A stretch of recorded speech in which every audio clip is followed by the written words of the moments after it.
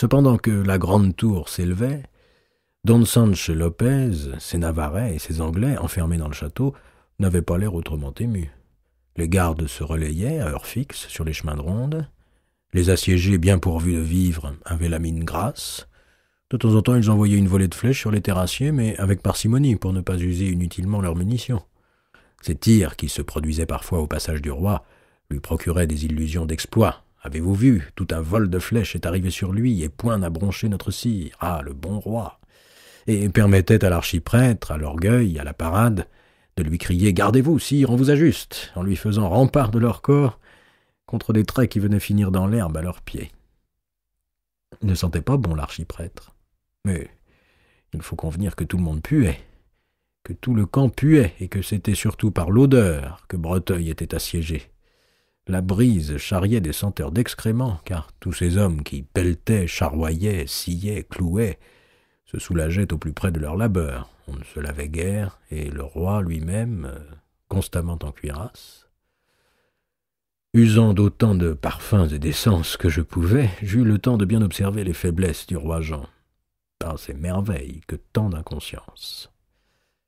Il avait là 2 cardinaux mandés par le Saint-Père pour tenter une grande paix générale. Il recevait des courriers de tous les princes d'Europe qui blâmaient sa conduite envers le roi de Navarre et lui donnaient conseil de le libérer. Il apprenait que les aides partout rentraient mal, et que non seulement en Normandie, non seulement à Paris, mais dans le royaume entier, l'humeur des gens était mauvaise et toute prête à la révolte.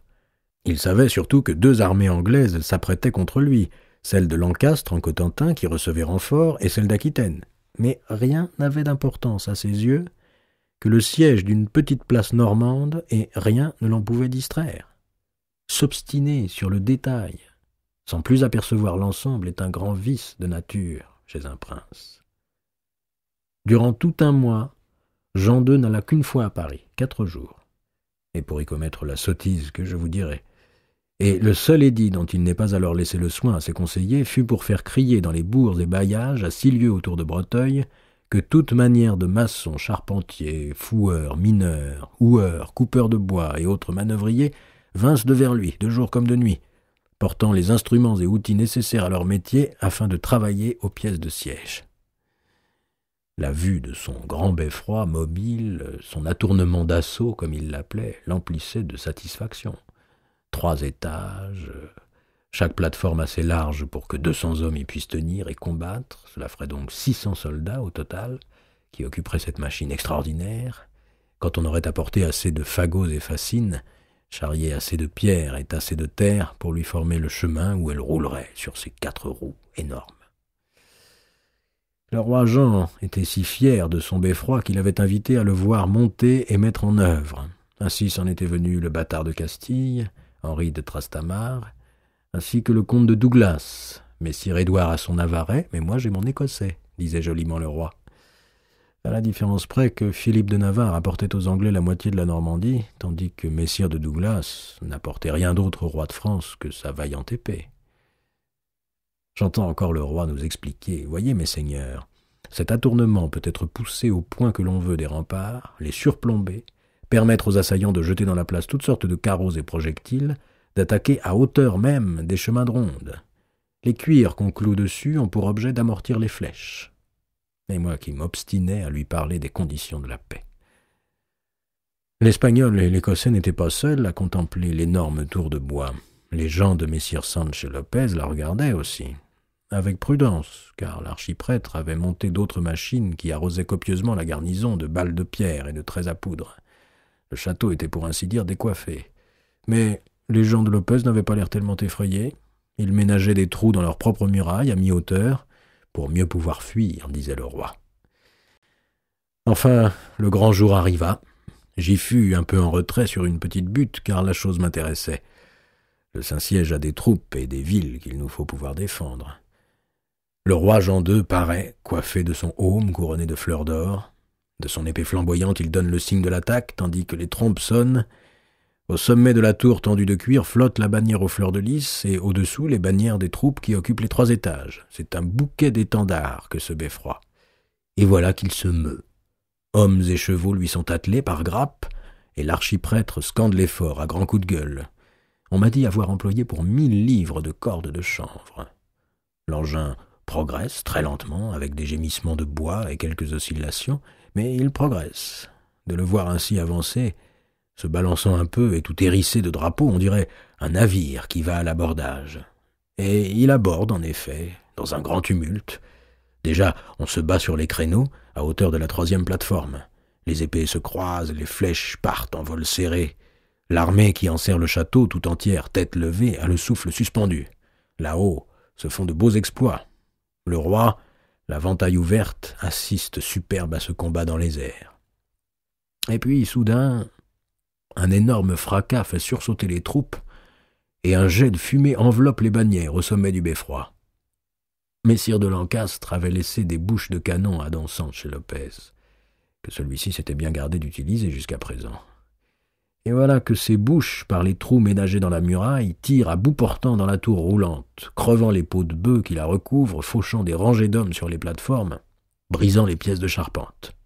Les balistes et les catapultes de l'archiprêtre ont beau se mettre de la partie, elles ne peuvent empêcher qu'une 2e salve ne soit tirée, puis une 3e. Ce ne sont plus seulement des boulets de fonte, mais aussi des pots enflammés, des sortes de feux grégeois qui viennent frapper le beffroi.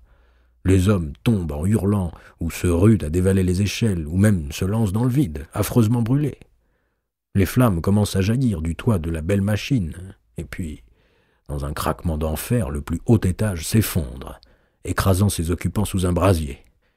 De ma vie, Archambault, je n'ai entendu plus effroyable clameur de souffrance. Et encore, je n'étais pas au plus près. Les archers étaient pris dans un enchevêtrement de poutres incandescentes, poitrines défoncées, leurs jambes, leurs bras cramaient. Les peaux de bœufs, en brûlant, répandaient une odeur atroce. La tour se mit à pencher, et alors qu'on croyait qu'elle allait s'écrouler, elle s'immobilisa, inclinée, flambant toujours. On y jeta de l'eau comme on put, on s'affaira à en retirer les corps écrasés ou brûlés, tandis que les défenseurs du château dansaient de joie sur les murailles, en criant « Saint-Georges, loyauté! Navarre, loyauté !» Le roi Jean, devant ce désastre, semblait chercher autour de lui un coupable, alors qu'il n'y en avait d'autre que lui-même. Mais l'archiprêtre était là, sous son chapeau de fer, et la grande colère qui allait éclater resta dans le haume royal, car Servol était sans doute le seul homme de toute l'armée qui n'eût pas hésité à dire au roi « Voyez votre ânerie, sire, je vous avais conseillé de creuser des mines plutôt que de bâtir ces grands échafauds qui ne sont plus d'usage depuis bientôt 50 ans.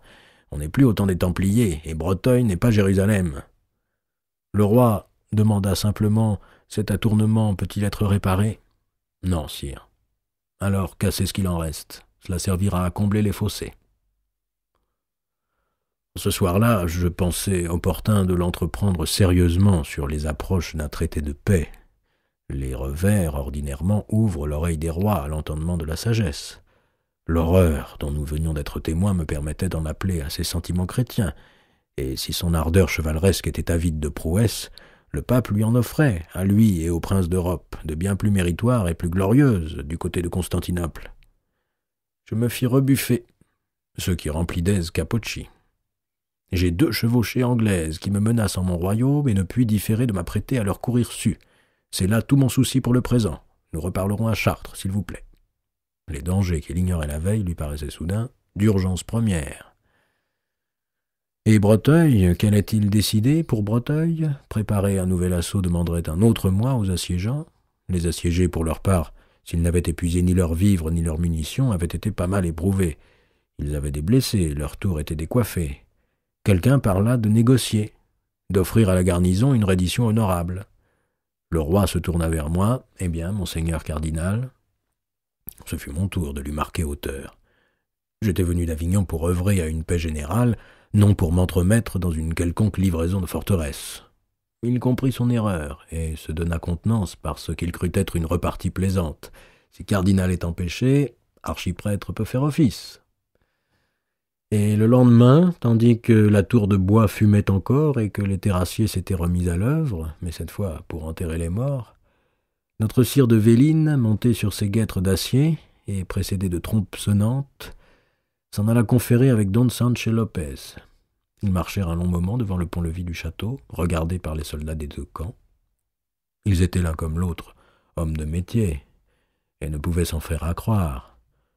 Si je vous avais attaqué avec des mines à poudre sous vos murs, messire.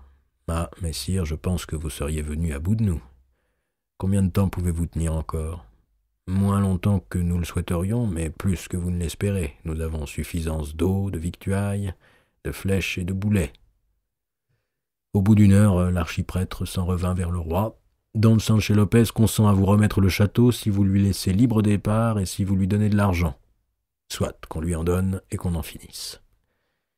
Et 2 jours plus tard, les gens de la garnison, tête haute et bourse pleine, sortaient pour s'en aller rejoindre monseigneur de Lancastre. Le roi Jean devrait réparer Breteuil à ses frais. Ainsi se terminait ce siège qu'il avait voulu mémorable. Encore eût-il le front de nous soutenir que sans son beffroi d'assaut, la place serait venue moins vite à composition.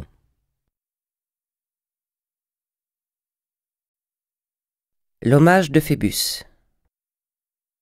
Vous regardez s'éloigner Troyes, belle cité, n'est-ce pas, mon neveu, surtout par ce matin tout éclairé de soleil.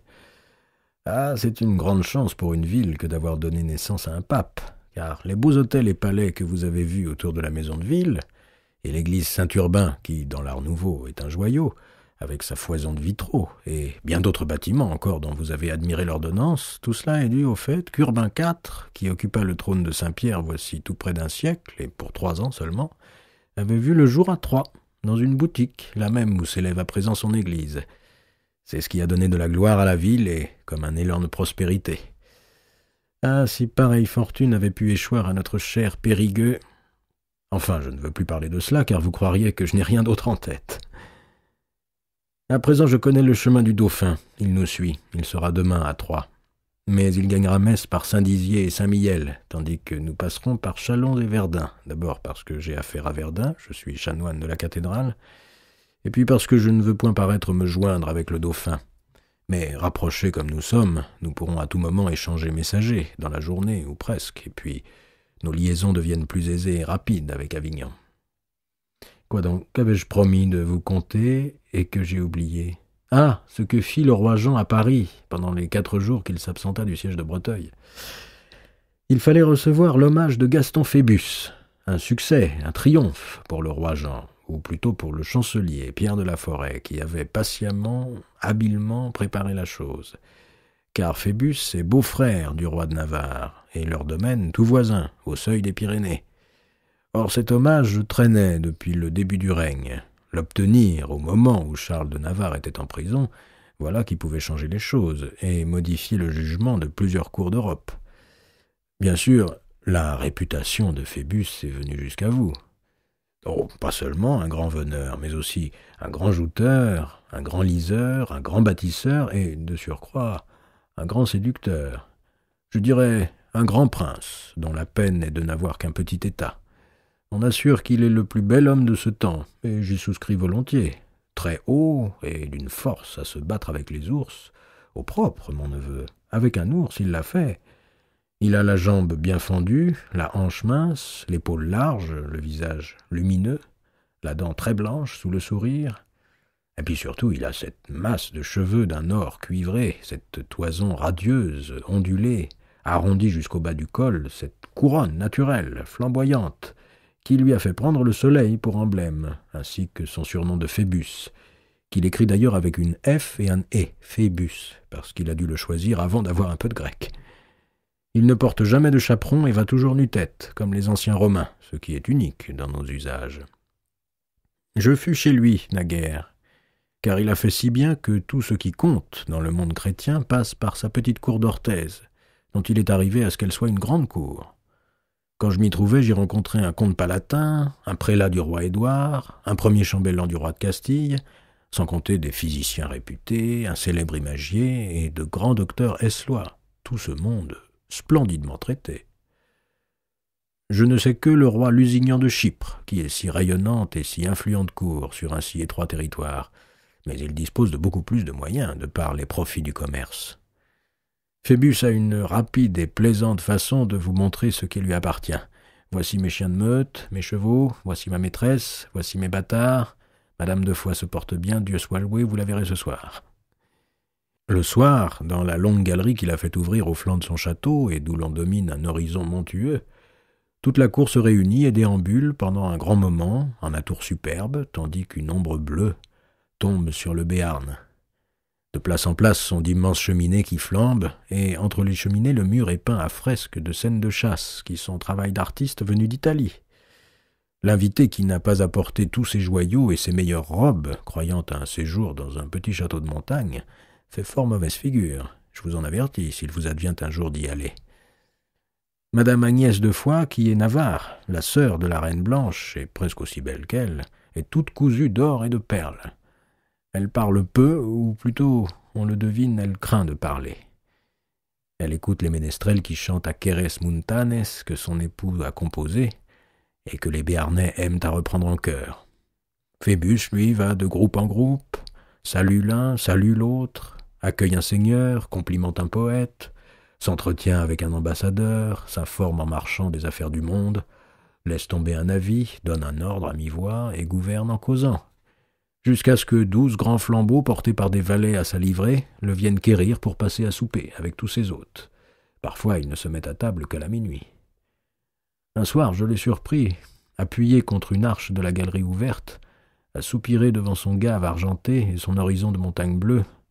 Trop petit, on dirait, monseigneur, que la Providence prend un plaisir malin en faisant rouler les dés à les apparier à l'envers.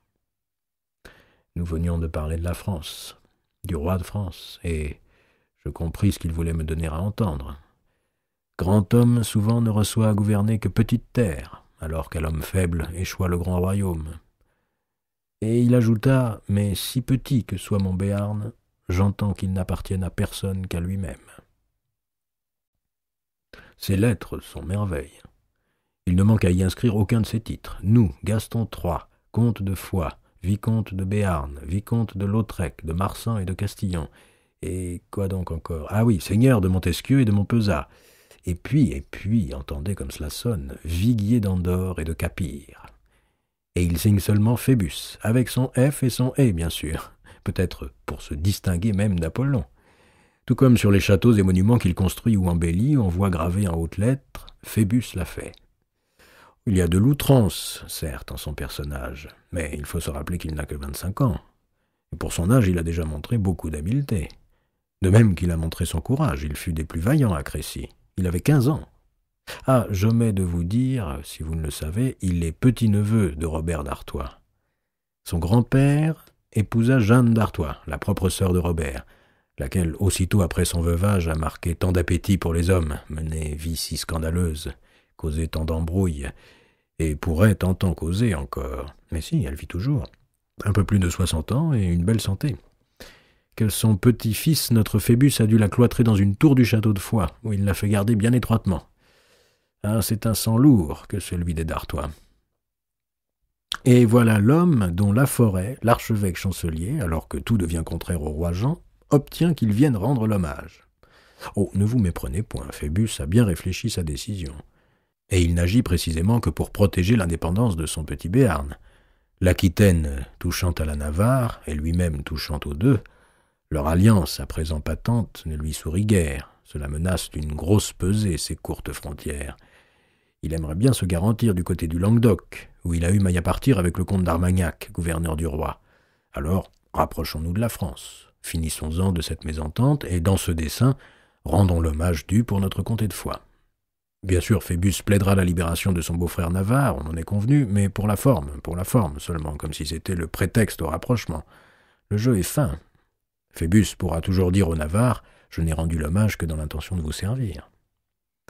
En une semaine, Gaston Phébus séduisit Paris. Il était arrivé avec une nombreuse escorte de gentilshommes, des serviteurs à foison, 20 chars pour transporter sa garde-robe et son mobilier, une meute splendide et une partie de sa ménagerie de bêtes fauves. Tout ce cortège s'étirait sur un quart de lieue. Le moindre varlet était splendidement vêtu, arborant la livrée de Béarn. Les chevaux étaient caparaçonnés de velours de soie, comme les miens. Lourde dépense, à coup sûr, mais faite pour frapper les foules. Phébus y avait réussi. Les grands seigneurs se disputaient l'honneur de le recevoir. Tout ce qui était notoire dans la ville, gens de parlement, d'université, de finance, et même gens d'église, prenait quelque raison de le venir saluer dans l'hôtel que sa sœur Blanche, la reine veuve, lui avait ouvert pour le temps de son séjour. Les femmes voulaient le contempler, entendre sa voix, lui toucher la main. Lorsqu'il se déplaçait dans la ville, les badauds le reconnaissaient à sa chevelure d'or et s'agglutinaient aux portes des boutiques d'argentiers ou de drapiers dans lesquelles il entrait. On reconnaissait aussi l'écuyer qui l'accompagnait toujours, un géant du nom d'Ernoton d'Espagne, peut-être son demi-frère adultérin. De même qu'on reconnaissait les 2 énormes chiens pyrénéens dont il se faisait suivre, tenus en laisse par un varlet. Sur le dos d'un des chiens, un petit singe se tenait assis. Un grand seigneur inhabituel, plus fastueux que les plus fastueux, était dans la capitale, et chacun en parlait.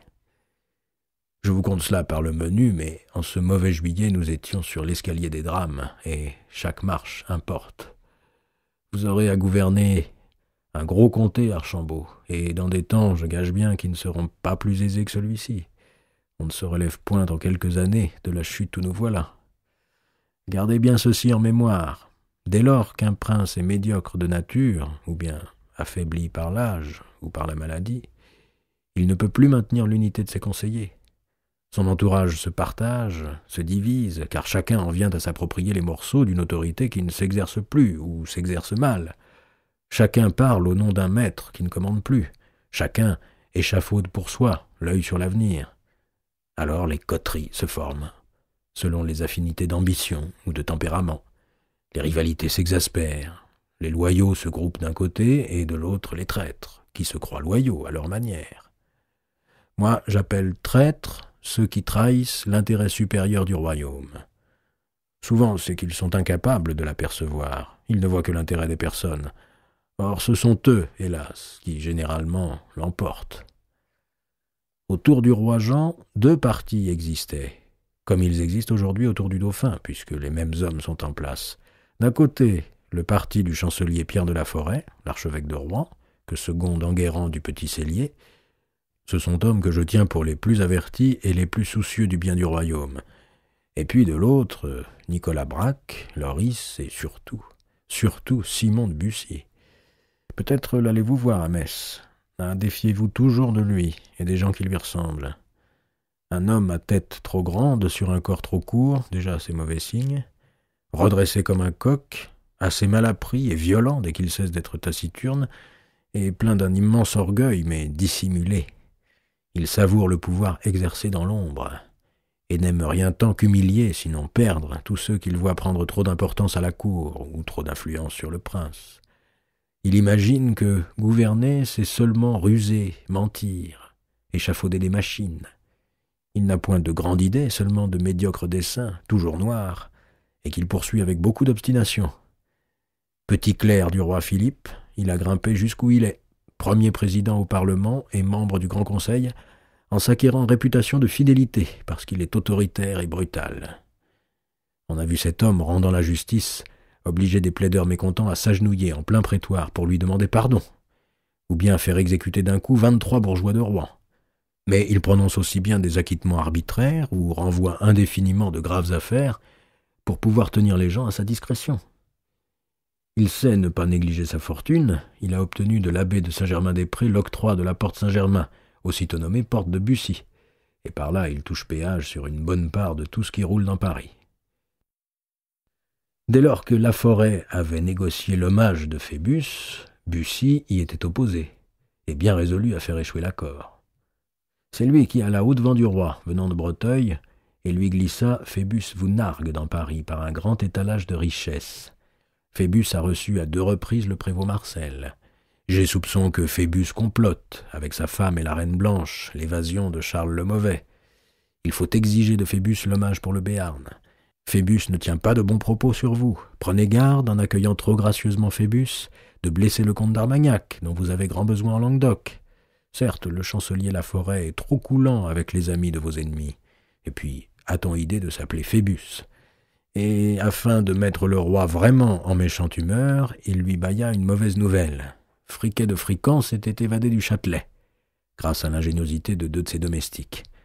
Les Navarrais narguaient le pouvoir royal et retrouvaient un homme bien habile et bien dangereux. Cela fit qu'au souper qu'il offrit la veille de l'hommage, le roi Jean se montra rogue et agressif, appelant Phébus « Messire mon vassal », et lui demandant « Reste-t-il quelques hommes dans vos fiefs, après tous ceux qui vous escortent dans ma ville ?» Et encore il lui dit « J'aimerais que vos troupes n'entrassent plus dans les terres où commande monseigneur d'Armagnac. » Fort surpris, car il était convenu avec Pierre de la Forêt qu'on regarderait ces incidents comme effacés, Phébus répliqua « Mes bannières, sire mon cousin, n'auraient pas eu à pénétrer en Armagnac si ce n'avait été pour y repousser celles qui venaient attaquer chez moi. Mais dès lors que vous avez donné ordre que cessent les incursions des hommes qui sont à monseigneur d'Armagnac, mes chevaliers se tiendront heureux sur leurs frontières. » Sur quoi le roi enchaîna « Je souhaiterais qu'ils se tinssent un peu plus près de moi. J'ai convoqué l'Ost à Chartres pour marcher à l'Anglais.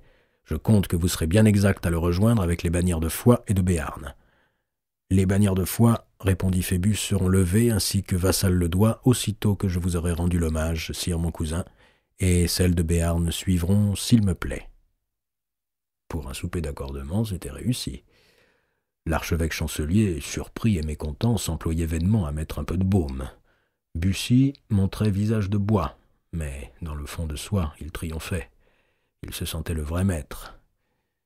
Du roi de Navarre, le nom ne fut même pas prononcé, bien que la reine Jeanne et la reine Blanche fussent présentes. En sortant du palais, Ernoton d'Espagne, l'écuyer géant, dit au comte de Foix, je n'étais pas dans leurs bottes, mais c'est le sens de ce qui me fut rapporté, j'ai bien admiré votre patience. Si j'étais Phébus, je n'attendrais point un nouvel outrage, et je me repartirais sur le champ pour mon Béarn. À cela, Phébus répondit, et si j'étais Ernoton, c'est tout exactement le conseil que je donnerais à Phébus. Mais je suis Phébus, et dois regarder avant tout l'avenir de mes sujets. Je ne veux pas être celui qui rompt et paraître en mon tort. J'épuiserai toute chance d'accord, jusqu'aux limites de l'honneur. Mais la forêt, je le crains bien, m'a mené dans une embûche, à moins qu'un fait que j'ignore et qu'il ignore ait retourné le roi. Nous verrons demain. Et le lendemain, après messe, Phébus pénétra dans la grande salle du palais. 6 écuyers soutenaient la traîne de son manteau, et pour une rare fois il n'allait pas tête nue. C'est qu'il portait couronne, or sur or. La chambre était tout emplie de chambellans, conseillers, prélats, chapelains, maîtres du Parlement et grands officiers. Mais le premier que remarqua Phébus, ce fut le comte d'Armagnac, Jean de Forêt, debout au plus près du roi et comme appuyé au trône, faisant figure bien arrogante. De l'autre côté, Bussy feignait de mettre ordre dans ses rôles de parchemin. Il en prit un et lut comme si c'eût été un tout ordinaire arrêt. « Messire le roi de France, monseigneur, vous reçoit pour la comté de Foix et la vicomté de Béarn que vous tenez de lui, et vous devenez son homme comme comte de Foix et vicomte de Béarn, selon les formes faites entre ses devanciers, roi de France, et les vôtres. Agenouillez-vous. » Il y eut un temps de silence, puis Phébus répondit d'une voix fort nette, « Je ne puis. » L'assistance marqua de la surprise, sincère chez la plupart, feinte chez d'autres, avec un rien de plaisir. Ce n'est pas si souvent qu'un incident survient dans une cérémonie d'hommage. Phébus répéta « Je ne puis ». Et il ajouta bien clairement « J'ai un genou qui ploie, celui de Foix, mais celui de Béarn ne peut ployer. » Alors le roi Jean parla, et sa voix avait un ton de colère. « Je vous reçois et pour Foix et pour Béarn. » L'audience frémit de curiosité. Et le débat donna ceci, pour le plus gros. « Phébus, sire, Béarn est terre de Francalleux, et vous ne pouvez point me recevoir pour ce qui n'est pas de votre suzeraineté. Le roi, c'est fausseté que vous alléguez là, et qui a été pour trop d'années sujet de dispute entre vos parents et les miens. Phébus, c'est vérité, sire, et qui ne restera sujet à discorde que si vous le voulez.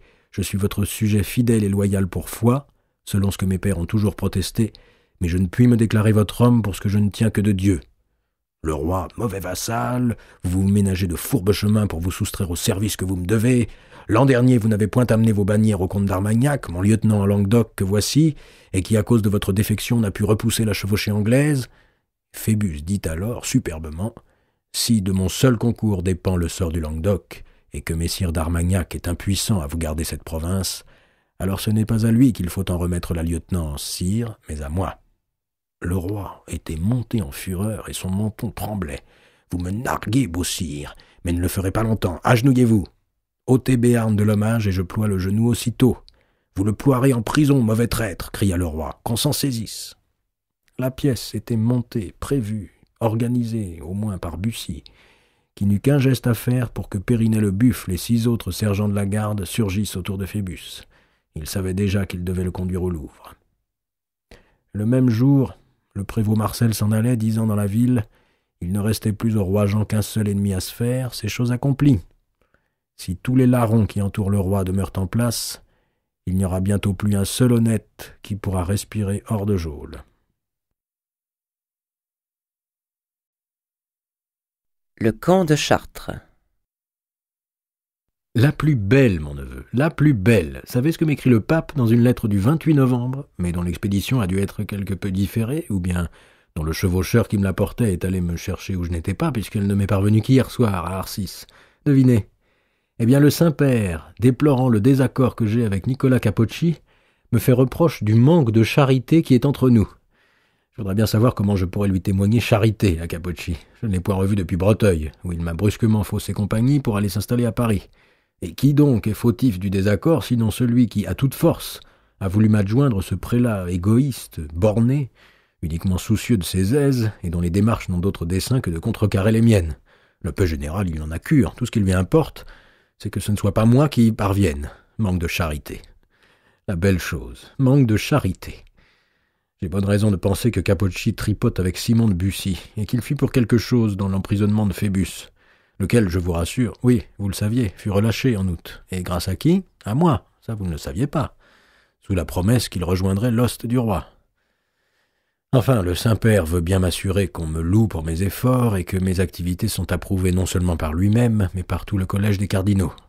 Je pense qu'il n'en écrit pas autant à l'autre. Mais il revient, comme il l'a déjà fait en octobre, sur son conseil d'inclure Charles de Navarre dans la paix générale.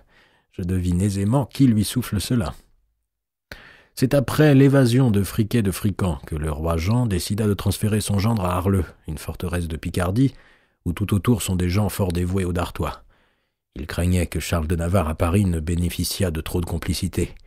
Il ne voulait pas laisser Phébus et lui dans la même prison, voire la même ville. Et puis, ayant bradé l'affaire de Breteuil, comme je vous le contais hier, il revint à Chartres. Il m'avait dit « Nous parlerons à Chartres ». J'y fus, moi, tandis que Capocci faisait le vaniteux à Paris. Où sommes-nous ici? Brunet? Le nom de ce bourg? Et Poivre? Avons-nous passé Poivre? Ah bon, c'est en avant. On m'a dit que l'église en était digne d'être regardée. D'ailleurs, toutes ces églises de Champagne sont fort belles. C'est un pays de foi.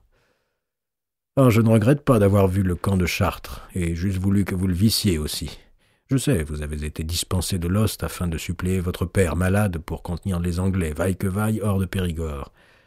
Cela vous a peut-être sauvé d'être aujourd'hui couché sous une dalle dans un couvent de Poitiers. Peut-on savoir? La Providence décide. Alors, imaginez Chartres. 60 000 hommes, au bas mot, campant dans la vaste plaine que dominent les flèches de la cathédrale. L'une des plus grandes armées, sinon la plus grande, jamais réunie au royaume, mais séparée en deux parts bien distinctes. D'un côté, alignées en belles files par centaines et centaines, les tentes de soie ou de toile teinte des bannerets et des chevaliers. Le mouvement des hommes, des chevaux, des chariots produisait là un grand fourmillement de couleurs et d'acier sous le soleil à perte de vue. Et c'était de ce côté que venaient installer leurs éventaires roulants les marchands d'armes, de harnais, de vin, de mangeailles, ainsi que les bordeliers amenant de pleins chariots de filles sous la surveillance du roi des Ribauds, dont je n'ai toujours pas retrouvé le nom.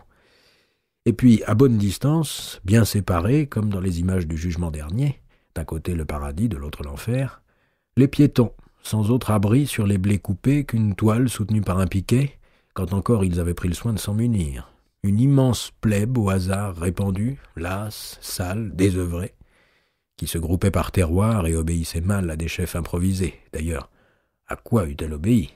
On ne lui donnait guère de tâches, on ne lui commandait aucune manœuvre, toute l'occupation de ces gens, c'était la recherche de la nourriture. Les plus malins s'en allaient chaparder du côté des chevaliers, ou bien piller les basses-cours des hameaux voisins, ou bien braconner. Derrière chaque talus, on voyait 3 gueux assis sur leurs talons autour d'un lapin en train de rôtir. Il y avait de soudaines ruées vers les chariots qui distribuaient du pain d'orge à des heures irrégulières. Ce qui était régulier, c'était le passage du roi, chaque jour, dans les rangs des piétons. Il inspectait les derniers arrivés, un jour ceux de Beauvais, le lendemain ceux de Soissons, le surlendemain ceux d'Orléans et de Jargeau. Il se faisait accompagner, entendez bien, de ses 4 fils, de son frère, du connétable, des 2 maréchaux, de Jean d'Artois, de Tancarville, qui sais-je encore, d'une nuée d'écuyers. Une fois qu'il se trouva être la dernière, vous allez voir pourquoi, il me convia, comme s'il me rendait grand honneur. « Monseigneur de Périgord, demain, s'il plaît de me suivre, je vous emmène à la Montrée. Moi, j'attendais toujours de m'accorder avec lui sur quelques propositions, si vagues fussent-elles, à transmettre aux Anglais, pour pouvoir accrocher un commencement de négociation. J'avais proposé que les 2 rois commissent des députés pour dresser la liste de tous les litiges entre les 2 royaumes. Rien qu'avec cela, on pouvait discuter pendant 4 ans. Ou bien je cherchais un autre abord, tout différent. On feignait d'ignorer les litiges et l'on engageait les préliminaires sur les préparatifs d'une expédition commune vers Constantinople. L'important, c'était de commencer à parler. J'allais donc traîner ma robe rouge dans cette vaste pouillerie qui campait sur la Beauce. Je dis fort bien pouillerie, car au retour, Brunet dut me chercher les poux. Je ne pouvais tout de même pas repousser ces pauvres airs qui venaient baiser le bas de ma robe. L'odeur était encore plus incommodante qu'à Breteuil. La nuit précédente, un gros orage avait crevé, et les piétons avaient dormi à même le sol détrempé. Leurs guenilles fumaient sous le soleil du matin, et ils puaient ferme. L'archiprêtre, qui marchait devant le roi, s'arrêta. Décidément, il tenait grande place, l'archiprêtre, et le roi s'arrêta, et toute sa compagnie. « Sire, voici ceux de la prévôté de Bracieux, dans le bailliage de Blois, qui sont arrivés d'hier. Ils sont piteux. » De sa masse d'armes, l'archiprêtre désignait une 40aine de gueux dépenaillés, boueux, hirsutes. Ils n'étaient point rasés depuis 10 jours, lavés, n'en parlons pas. La disparité de leurs vêtements se fondait dans une couleur grisâtre de crasse et de terre. Quelques-uns portaient des souliers crevés, d'autres avaient les jambes entourées seulement de mauvaises toiles, d'autres allaient pieds nus. Ils se redressaient pour faire bonne figure, mais leur regard était inquiet. Dame, ils n'attendaient pas de voir surgir devant eux le roi en personne, entouré de sa rutilante escorte, et les gueux de Bracieux se tassaient les uns contre les autres. Les lames courbes et les pics à crocs de quelques Vouges ou Godendard pointaient au-dessus d'eux comme des épines hors d'un fagot fangeux. « Sire, reprit l'archiprêtre, ils sont 39, alors qu'ils devraient se trouver 50. 8 ont des Godendard, 9 sont pourvus d'une épée, dont une très mauvaise. Un seul possède ensemble une épée et un Godendard. L'un d'eux a une hache, 3 ont des bâtons ferrés, et un autre n'est armé que d'un couteau à pointe. Les autres n'ont rien du tout. » J'aurais eu envie de rire, si je ne m'étais demandé ce qui poussait le roi à perdre ainsi son temps et celui de ses maréchaux à compter des épées rouillées. Qu'il se fît voir une fois, soit, c'était bonne chose, mais chaque jour, chaque matin, et pourquoi m'avoir convié à cette piètre montrée? J'eus surprise alors d'entendre son plus jeune fils, Philippe, s'écrier du ton faux qu'ont les jouvenceaux quand ils veulent se poser en hommes mûris. « Ce n'est certes point avec de telles levées que nous emporterons de grandes batailles. » Il n'a que 14 ans, sa voix muait, et il n'emplissait pas tout à fait sa chemise de maille. Son père lui caressa le front comme s'il se félicitait d'avoir donné naissance à un guerrier si avisé. Puis, s'adressant aux hommes de Bracieux, il demanda « Pourquoi n'êtes-vous pas mieux pourvus d'armes? Allons, pourquoi? Est-ce ainsi qu'on se présente à mon oste? N'avez-vous pas reçu d'ordre de votre prévôt ?» Alors, un gaillard, un peu moins tremblant que les autres, peut-être bien celui qui portait la seule hache, s'avança pour répondre « Sire notre maître, le prévôt nous a commandé de nous armer chacun selon notre état, on s'est pourvu comme on a pu. Ceux qui n'ont rien, c'est que leur état ne leur permet pas mieux. » Le roi Jean se retourna vers le connétable et les maréchaux, arborant cet air des gens qui sont satisfaits quand, même à leur détriment, les choses leur donnent raison. Encore un prévôt qui n'a pas fait son devoir. Renvoyez-les, comme ceux de Saint-Fargeau, comme ceux de Soissons. Ils paieront l'amende. Loris, vous notez. Car, ainsi qu'il me l'expliqua un moment après, ceux qui ne se présentaient pas à la montrée, où ils venaient sans armes et ne pouvaient combattre, étaient tenus de payer rachat. Ce sont les amendes dues par tous ces piétons qui me fourniront le nécessaire pour solder mes chevaliers. Une belle idée qui avait dû lui être glissée par Simon de Bussy, et qu'il avait faite sienne. Voilà pourquoi il avait convoqué l'arrière-ban. Et voilà pourquoi il comptait avec une sorte de rapacité les détachements qu'il renvoyait dans leur foyer. « Quel emploi aurions-nous de cette piétaille ?» me dit-il encore. « C'est à cause de ces troupes de pied que mon père a été battu à Crécy. La piétaille ralentit tout et empêche de chevaucher comme il convient. » Et chacun l'approuvait. Sauf, je dois dire, le dauphin, qui semblait avoir une réflexion sur le bout des lèvres, mais la garda pour lui. Était-ce à dire que, de l'autre côté du camp, du côté des bannières, des chevaux et des armures, tout allait à merveille? En dépit des convocations répétées, et malgré les beaux règlements qui prescrivaient aux bannerets et capitaines d'inspecter 2 fois le mois, à l'improviste, leurs hommes, armes et montures, afin d'être toujours prêts à faire mouvement, et qui interdisaient de changer de chef ou de se retirer sans permission, à peine de perdre ses gages et d'être punis sans épargne, malgré tout cela, un bon tiers des chevaliers n'avaient pas rejoint.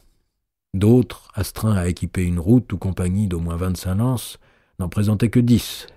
Chemise de mailles rompue, chapeau de fer bosselé, harnachement trop sec qui craquait à tout moment.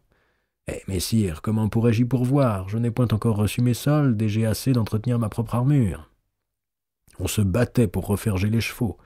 Des chefs erraient dans le camp à la recherche de leurs troupes égarées, et des traînards à la recherche plus ou moins de leur chef.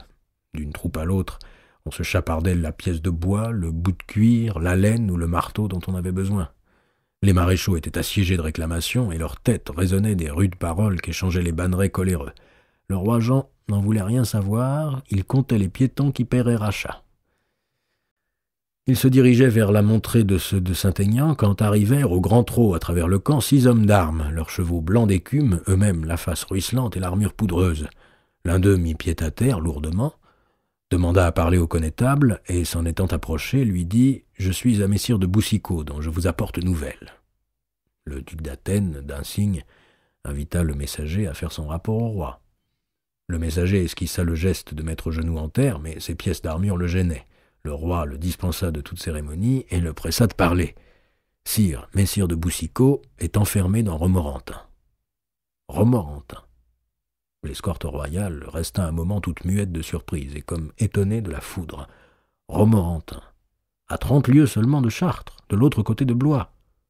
On n'imaginait pas que les Anglais pussent être si près. Car durant que s'achevait le siège de Breteuil, que l'on envoyait Gaston Phébus en geôle, que le ban et l'arrière-ban lentement se rassemblaient à Chartres, le prince de Galles, comme vous le savez mieux que personne, Archambault, puisque vous étiez à protéger Périgueux, avait entrepris sa chevauchée à partir de Sainte-Foy et Bergerac, où il entrait en territoire royal, et continuait vers le nord, par le chemin que nous avons suivi, Château-l'Évêque, Brantôme, Rochechouart, La Péruse, y produisant toutes ces dévastations que nous avons vues. On était informé de son progrès, et je dois dire que je n'étais pas sans surprise de voir le roi se complaire à Chartres, tandis que le prince Édouard ravageait le pays. On croyait celui-ci, aux dernières nouvelles reçues, quelque part encore entre La Châtre et Bourges. On pensait qu'il allait continuer sur Orléans, et c'était là que le roi se disait certain de lui livrer bataille, lui coupant la route de Paris.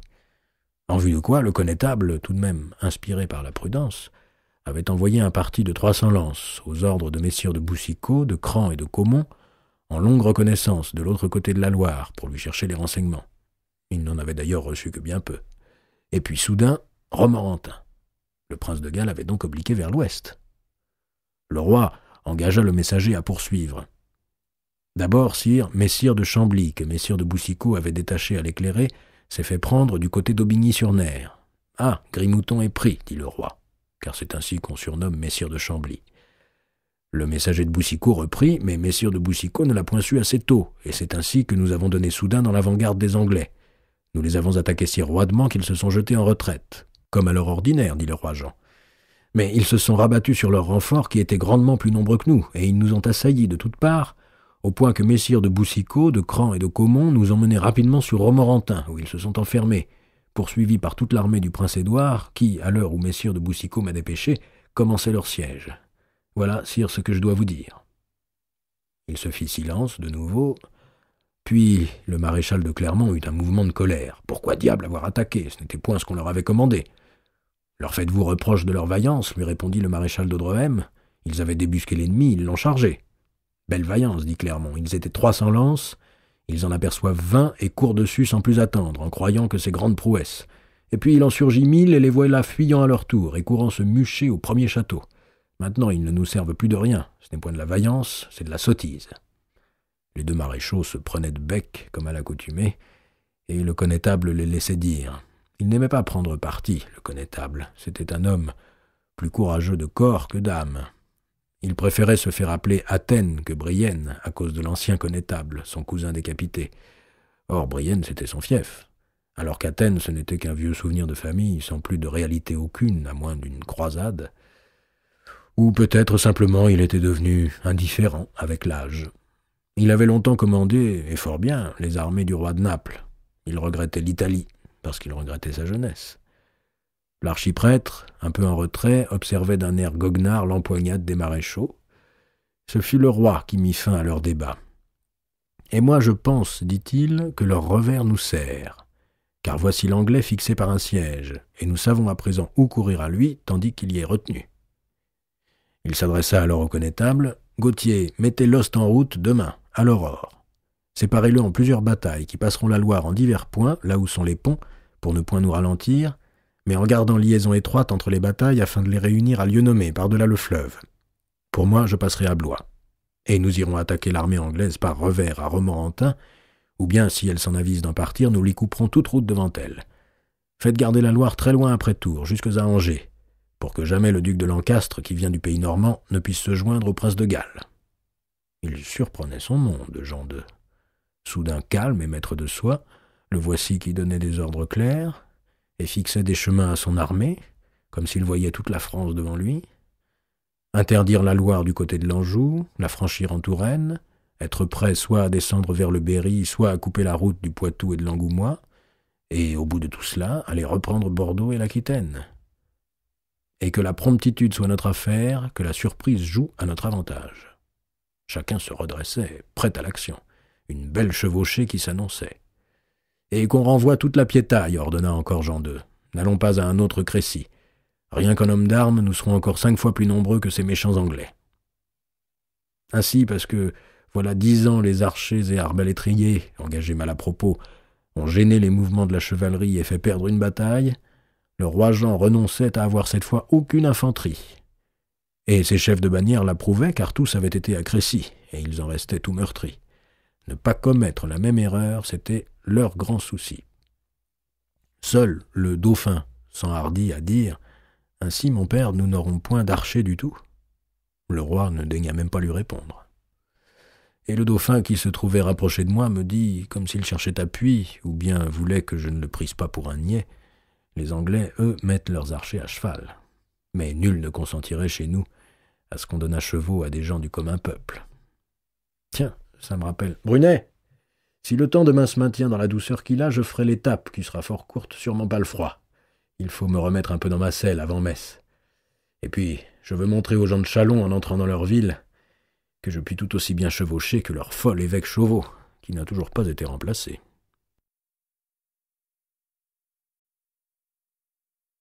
Le prince d'Aquitaine.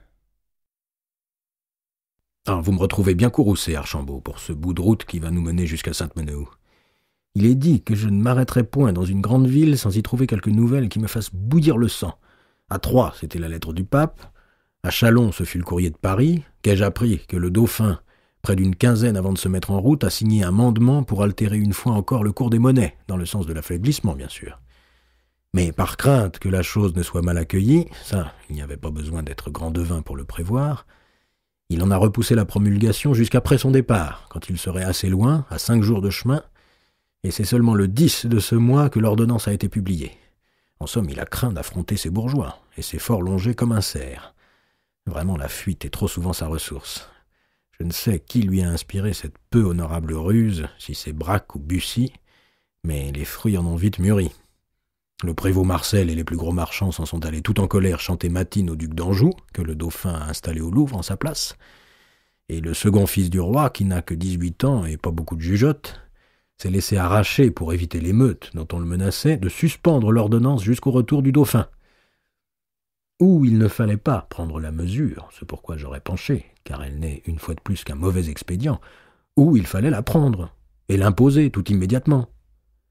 Il a risque bien renforcé devant son oncle l'empereur, notre dauphin Charles, avec une capitale où le conseil de ville refuse d'obéir aux ordonnances royales. Qui donc, aujourd'hui, commande au royaume de France? On est en droit de se le demander. La chose, ne nous y trompons pas, aura des suites graves, car voilà le Marcel devenu sûr de lui, sachant qu'il a fait ployer la volonté de la couronne, et soutenu forcément par la populace des bourgeois, puisqu'il défend leur bourse. Le dauphin avait bien joué ses états généraux, les laissant désemparés par son départ. Avec ce coup-là, il perd tout son avantage. Avouez que c'est décevant, vraiment, de se donner tant de soins, et de courir les routes, comme je le fais depuis une demi-année, pour tenter d'améliorer le sort de princes si obstinés à se nuire à eux-mêmes. Adieu Châlons. Ah non, je ne veux point me mêler de la désignation d'un nouvel évêque. Le comte évêque de Châlons est l'un des 6 pairs ecclésiastiques, c'est l'affaire du roi Jean, ou du dauphin. Qu'il la règle directement avec le Saint-Père, ou bien qu'ils en donnent la fatigue à Nicolas Capocci. Il s'emploiera à quelque chose pour une fois. Il ne faut tout de même pas trop accabler le dauphin, il n'a point tâche facile. Le grand fautif, c'est le roi Jean, et jamais le fils ne pourra commettre autant d'erreurs que le père en a additionné. Pour me désencolérer, ou peut-être m'encolérer davantage, Dieu me pardonne de pécher, je vais vous conter son équipée au roi Jean, et vous allez voir comment un roi perd la France. À Chartres, ainsi que je vous le disais, il s'était repris. Il avait cessé de parler chevalerie quand il eût fallu parler finances, de s'occuper de finances quand il eût dû s'occuper de la guerre, et de se soucier de Vétille quand se jouait le sort du royaume. Pour une fois, il semblait sorti de sa confusion intérieure et de sa funeste inclination au contretemps. Pour une fois, il paraissait coïncider avec l'heure. Il avait adopté de vraies dispositions de campagne, et comme l'humeur du chef est chose contagieuse, ces dispositions furent mises en œuvre avec exactitude et rapidité. D'abord, interdire aux Anglais le franchissement de la Loire. De forts détachements, commandés par des capitaines auxquels ces pays étaient familiers, furent envoyés pour tenir tous les ponts et passages entre Orléans et Angers. Ordre aux chefs d'avoir toujours lien avec leurs voisins, et d'envoyer fréquemment messagers à l'armée du roi. Empêcher à tout prix la chevauchée du prince de Galles, qui vient de Sologne, et celle du duc de Lancastre, qui arrive de Bretagne, de se joindre. On les battra séparément. Et d'abord le prince de Galles. L'armée, divisée en 4 colonnes pour en faciliter l'écoulement, franchira le fleuve par les ponts de Main, de Blois, d'Amboise et de Tours. Éviter les engagements, quelles que soient les occasions qui s'en puissent offrir, avant que tous les corps de bataille ne soient rassemblés outre-Loire. Pas de prouesse individuelle, si tentante qu'elle puisse paraître. La prouesse, ce sera d'écraser l'Anglais tous ensemble et de purger le royaume de France de la misère et de la honte qu'il subit depuis de trop longues années. Telles étaient les instructions que le connétable duc d'Athènes donna aux chefs de bannière réunis avant le départ. « Allez, messire, et que chacun soit à son devoir. Le roi a les yeux sur vous. » Le ciel était encombré de gros nuages noirs qui crevèrent soudain, traversés d'éclairs. Toutes ces journées, le Vendômois et la Touraine furent battus de pluies d'orage, brèves mais drues, qui trempaient les cottes d'armes et les harnachements, traversaient les chemises de mailles, alourdissaient les cuirs. On eût dit que la foudre était attirée par tout cet acier qui défilait. 3 hommes d'armes qui s'étaient abrités sous un grand arbre en furent frappés. Mais l'armée dans l'ensemble supportait bien les intempéries, souvent encouragée par un peuple en clameur. Car, bourgeois des petites villes et manants des campagnes, s'inquiétaient fort de l'avance du prince d'Aquitaine, dont on disait choses effrayantes. Ce long défilé d'armures qui se hâtait, 4 de front, les rassurait dès qu'ils comprenaient que les combats ne se livreraient pas dans leur parage. « Vive notre bon roi, rossez bien ses ennemis, Dieu vous protège, vaillant seigneur !» Ce qui voulait dire « Dieu nous garde, grâce à vous, dont beaucoup vont tomber raides quelque part, de voir nos maisons et nos pauvres hardes brûlées, nos troupeaux dispersés, nos récoltes perdues, nos filles malmenées. Dieu nous garde de la guerre que vous allez faire ailleurs. » Et ils n'étaient pas chiches de leur vin qui est frais et doré. Ils le tendaient aux chevaliers qui le buvaient, cruche levée, sans arrêter leur monture. J'ai vu tout cela car j'avais pris résolution de suivre le roi et d'aller comme lui à Blois. Il se hâtait à la guerre, mais moi j'avais mission de faire la paix. Je m'obstinais, j'avais mon plan, moi aussi. Et ma litière avançait, derrière le gros de l'armée, mais suivie de détachements qui avaient manqué de rejoindre à temps le camp de Chartres. Il en arriverait pendant plusieurs jours encore. Tels les comtes de Joigny, d'Auxerre et de Châtillon, 3 fiers compères qui s'en allaient sans se presser, suivis de toutes les lances de leur comté, et prenaient la guerre par son côté joyeux. « Bonnes gens, avez-vous vu passer l'armée du roi ?»« L'armée, on l'a vu passer le jour d'avant-hier. Qu'il y en avait. Cela a duré plus d'une couple d'heures. Et d'autres encore ont passé ce matin. Si vous trouvez l'Anglais, ne lui faites point quartier. Pour sûr, bonnes gens, pour sûr. Et si nous prenons le prince Édouard, nous nous rappellerons de vous en envoyer un morceau. » Et le prince Édouard, pendant ce temps, allez-vous me demander. Le prince avait été retardé devant Romorantin. Moins longtemps que ne l'escomptait le roi Jean, mais assez toutefois pour lui laisser développer sa manœuvre. 5 journées, car les sires de Boucicaut, de Cran et de Caumont s'étaient furieusement défendus. Dans la seule journée du 31 août, l'assaut leur fut donné 3 fois, qu'ils repoussèrent. Et ce fut seulement le 3 septembre que la place tomba. Le prince la fit incendier comme à l'accoutumée, mais le lendemain, qui était un dimanche, il lui fallut laisser reposer sa troupe. Les archers, qui avaient perdu nombre des leurs, étaient fatigués.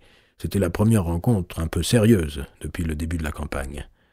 Et le prince, moins souriant qu'à son ordinaire, ayant appris par ses espies, car il avait toujours des intelligences très en avant, que le roi de France avec tout son host se dispose à descendre sur lui, le prince se demande s'il n'a pas eu tort de s'obstiner contre la forteresse, et s'il n'aurait pas mieux fait de laisser les 300 lances de Boucicaut enfermées dans Romorantin. Il ne connaît pas exactement le nombre de l'armée du roi Jean, mais il la sait plus forte que la sienne, et de beaucoup, cette armée qui va chercher passage sur 4 ponts à la fois. S'il ne veut pas souffrir d'une disparité trop écrasante, il lui faut à tout prix opérer sa jonction avec le duc de Lancastre. Fini la chevauchée plaisante. Fini de s'amuser des vilains fuyant dans les bois et des toits de monastères qui flambent. Messire de Chandos et de Grailly, ses meilleurs capitaines, ne sont pas moins inquiets, et même, ce sont eux, vieux routiers rompus à la fortune des guerres, qui l'invitent à la hâte. Il descend la vallée du Cher, traversant Saint-Aignan, Thésée, Montrichard, sans s'arrêter à trop les piller, sans même regarder la belle rivière aux eaux tranquilles, ni ces îles plantées de peupliers que le soleil traverse, ni les coteaux crayeux où mûrissent sous la chaleur les prochaines vendanges. Il tend vers l'ouest, vers le secours et le renfort. Le 7 septembre, il atteint Montlouis, pour apprendre qu'un gros corps de bataille que commande le comte de Poitiers, 3e fils du roi, et le maréchal de Clermont, est à Tours. Alors, il balance. 4 jours, il attend sur les hauteurs de Montlouis que Lancastre arrive, ayant passé le fleuve. Le miracle, en somme. Et si le miracle ne se produit pas, en tout cas sa position est bonne. 4 jours, il attend que les Français, qui savent le lieu où il est, lui livrent bataille. Contre le corps Poitiers-Clermont, le prince de Galles pense qu'il peut tenir, et même l'emporter. Il a choisi son emplacement de combat sur un terrain coupé par d'épais buissons d'épines. Il occupe ses archers à terrasser leurs retranchements. Lui-même, ses maréchaux et ses écuyers campent dans des maisonnettes avoisinantes. 4 jours, dès l'aurore, il scrute l'horizon du côté de Tours. Le matin dépose dans l'immense vallée des brumes dorées. Le fleuve, grossi par les récentes pluies, roule de l'ocre entre ses berges vertes. Les archers continuent à façonner des talus. 4 nuits, regardant le ciel, le prince s'interroge sur ce que l'aube suivante lui réserve. Les nuits furent très belles dans ce moment-là, et Jupiter y brillait bien, plus gros que tous les autres astres. Que vont faire les Français, se demandait le prince. Que vont-ils faire? Or, les Français, respectant pour une fois l'ordre qui leur avait été donné, n'attaquent point. Le 10 de septembre, le roi Jean est à Blois, avec son corps de bataille bien rassemblé. Le 11, il se meut vers la jolie cité d'Amboise, autant dire à toucher Montlouis. Adieu renfort, adieu Lancastre. Il faut au prince de Galles retraiter sur l'Aquitaine, au plus rapide, s'il veut éviter que, entre Tours et Amboise, la nasse ne se referme. À 2 corps de bataille, il ne peut opposer front. Le même jour, il déloge de Montlouis pour aller dormir à Montbazon. Et là, au matin du 12, que voit-il arriver? 200 lances, précédées d'une bannière jaune et blanche, et au milieu des lances, une grande litière rouge, d'où sort un cardinal. J'ai accoutumé mes sergents et valets, vous l'avez vu, à mettre genoux en terre quand je descends. Cela fait toujours impression sur ceux chez qui je parviens. Beaucoup aussitôt s'agenouillent de même et se signent. Mon apparition mit de l'émotion, je vous le donne à croire, dans le camp anglais. J'avais la veille quitté le roi Jean à Amboise. Je savais qu'il n'attaquerait pas encore, mais que le moment ne pouvait plus être éloigné. Alors, à moi d'engager mon affaire. J'étais passé par Bléré, où j'avais pris peu de sommeil, flanqué des armures de mon neveu de Durazzo et de messire de Heredia, et suivi des robes de mes prélats éclairs, j'allai au prince, et lui demandai de s'entretenir avec moi, seul à seul. Il me parut pressé, me disant qu'il levait le camp dans l'heure. Je lui assurai qu'il avait un moment, et que mon propos, qui était celui de notre Saint-Père le Pape, méritait qu'il l'entendît. De savoir, comme je m'en portais certain, qu'il ne serait pas attaqué ce jour, lui donna certainement du répit, mais tout le temps que nous parlâmes, bien qu'il voulût se montrer sûr de soi, il continua de marquer de la hâte, ce que je trouvais bon. Il a de la hauteur dans le naturel, ce prince, et comme j'en ai aussi, cela ne pouvait pas nous faire le début facile, mais moi j'ai l'âge qui me sert. Bel homme, belle taille, en effet, il est vrai, mon neveu, que je ne vous ai point encore décrit le prince de Galles. 26 ans, c'est l'âge d'ailleurs de toute la nouvelle génération qui devient maîtresse des affaires. Le roi de Navarre a 25 ans, et Phébus de même. Seul le dauphin est plus jeune. Galles a un sourire avenant qu'aucune dent gâtée ne dépare encore. Pour le bas du visage et pour la carnation, il tient du côté de sa mère, la reine Philippa. Il en a les manières enjouées, et il grossira comme elle. Pour le haut du visage, il tirerait plutôt vers son arrière-grand-père, Philippe le Bel. Un front lisse, des yeux bleus, écartés et grands, d'une froideur de fer. Il vous regarde fixement d'une façon qui dément l'aménité du sourire. Les deux parties de cette figure, d'expression si différente, sont séparées par de belles moustaches blondes à la saxonne, qui lui encadrent la lèvre et le menton. Le fond de sa nature est d'un dominateur. Il ne voit le monde que du haut d'un cheval. Vous connaissez ses titres. Édouard de Woodstock, prince de Galles, prince d'Aquitaine, duc de Cornouailles, comte de Chester, seigneur de Biscaye. Le pape et les rois couronnés sont les seuls hommes qu'il ait à regarder pour supérieurs.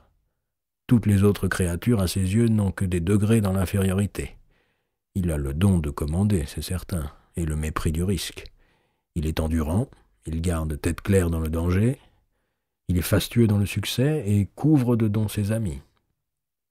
Il a déjà un surnom, le prince noir, qu'il doit à l'armure d'acier bruni qu'il affectionne et qui le rend très remarquable, surtout avec les 3 plumes blanches de son aume, parmi les chemises de mailles toutes brillantes et les cottes d'armes multicolores des chevaliers qui l'entourent.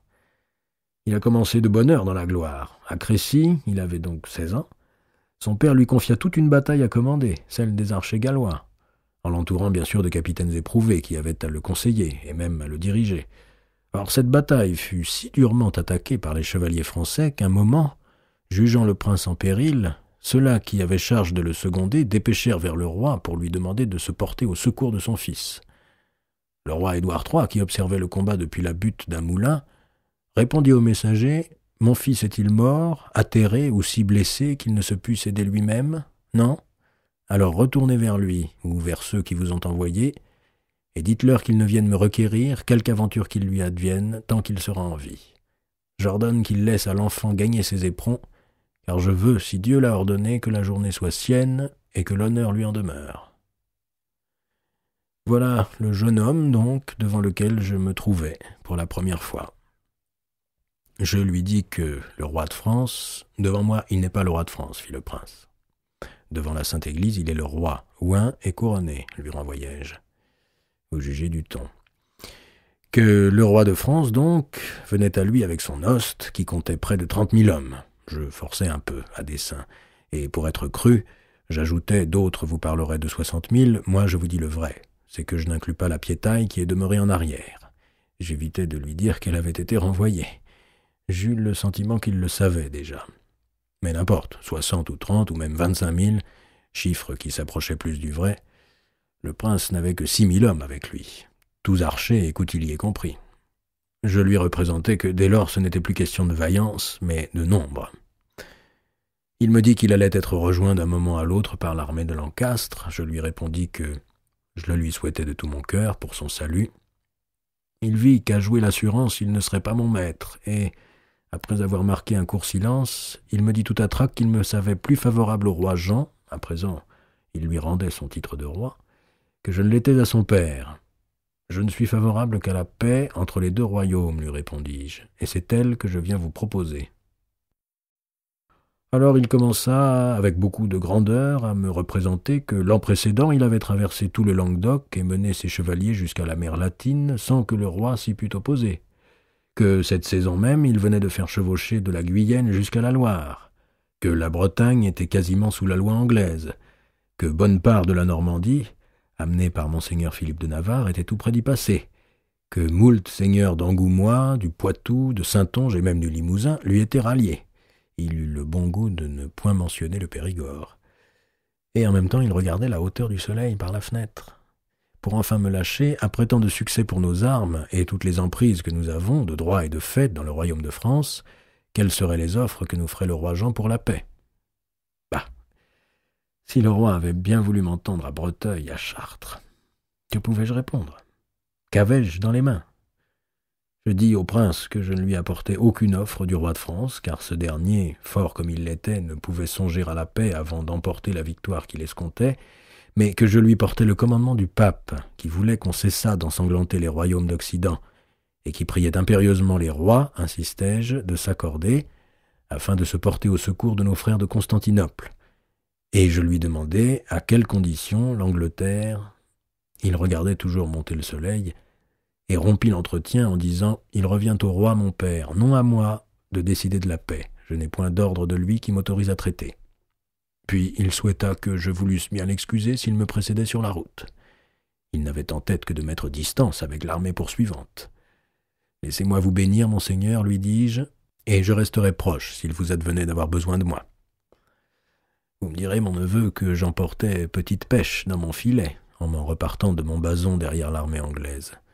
Mais je n'étais point aussi mécontent que vous le pourriez croire. La situation étant ce que je la voyais, j'avais ferré le poisson et lui laissé du fil. Cela dépendait des remous de la rivière. Il me fallait seulement ne pas m'éloigner du bord. Le prince avait piqué vers le sud, vers Châtellerault. Les chemins de la Touraine et du Poitou, ces journées-là, virent passer d'étonnants cortèges. D'abord l'armée du prince de Galles, compacte, rapide, 6000 hommes, toujours en bon ordre, mais tout de même un peu essoufflés, et qui ne muse plus à brûler les granges, c'est plutôt la terre qui semble brûler les sabots de leur monture. À un jour de marche, lancée à leur poursuite, l'armée formidable du roi Jean, lequel a regroupé, comme il le voulait, toutes ses bannières, ou presque, 25 000 hommes, mais qu'il presse trop, qu'il fatigue, et qui commence à moins bien s'articuler et à laisser des traînards. Et puis, entre Anglais et Français, suivant les premiers, précédant les seconds, mon petit cortège, qui met un point de pourpre et d'or dans la campagne. Un cardinal entre deux armées, cela ne s'est pas vu souvent. Toutes les bannières se hâtent à la guerre, et moi, avec ma petite escorte, je m'obstine à la paix. Mon neveu de Durazzo trépigne, je sens qu'il a comme de la honte à escorter quelqu'un dont toute la prouesse serait de faire qu'on ne combattît point. Et mes autres chevaliers, Heredia, Larue, tous pensent de même. Durazzo me dit « Laissez donc le roi Jean rosser les Anglais et qu'on en finisse. D'ailleurs, qu'espérez-vous empêcher ?» Je suis, au fond de moi, assez de leur avis, mais je ne veux point lâcher. Je vois bien que si le roi Jean rattrape le prince Édouard, et il va le rattraper, il ne peut que l'écraser. Si ce n'est en Poitou, ce sera en Angoumois. Tout, apparemment, donne Jean pour vainqueur. Mais ces journées-ci, ces astres sont mauvais, très mauvais, je le sais. Et je me demande comment, dans une situation qui l'avantage si fort, il va essuyer un si funeste aspect. Je me dis qu'il va peut-être livrer une bataille victorieuse, mais qu'il y sera tué, ou bien qu'une maladie va le saisir en chemin. Sur les mêmes routes avancent aussi les chevauchés des retardataires, les comtes de Joigny, d'Auxerre et de Châtillon, les bons compères, toujours joyeux et prenant leurs aises, mais comblant petit à petit leur écart avec le gros de l'armée de France. Bonnes gens, avez-vous vu le roi ? Le roi, il est parti le matin de la Haye, et l'Anglais, il y a dormi la veille. Jean II, puisqu'il suit son cousin anglais, est renseigné fort exactement sur les routes de son adversaire. Ce dernier, se sentant talonné, gagne Châtellerault, et là, pour s'alléger et dégager le pont, il fait passer la Vienne, de nuit, à son convoi personnel, tous les chariots qui portent ses meubles, ses harnachements de parade, ainsi que tout son butin, les soieries, les vaisselles d'argent, les objets d'ivoire, les trésors d'église, qu'il a raflés au cours de sa chevauchée, et fouette vers Poitiers. Lui-même, ses hommes d'armes et ses archers, dès le petit matin, prennent un moment la même route. Puis, pour plus de prudence, il jette son monde dans des voies de traverse. Il a un calcul en tête, contourner par l'est Poitiers, où le roi sera bien forcé de laisser reposer sa lourde armée, ne serait-ce que quelques heures, et ainsi augmenter son avance. Ce qu'il ignore, c'est que le roi n'a pas pris le chemin de Châtellerault. Avec toute sa chevalerie qui l'emmène à un train de chasse, il a piqué sur Chauvigny, encore plus au levant, pour tenter de déborder son ennemi et lui couper la retraite.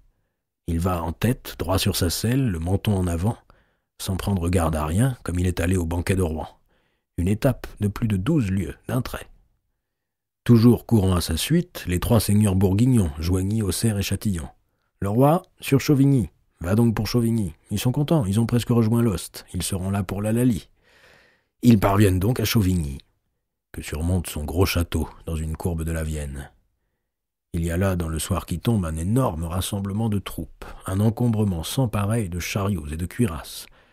Joigny, Auxerre et Châtillon aiment leurs aises. Ils ne vont pas se jeter après une dure étape dans une telle cohue. À quoi bon se presser ? Prenons plutôt un bon dîner, tandis que nos varlets penseront les montures.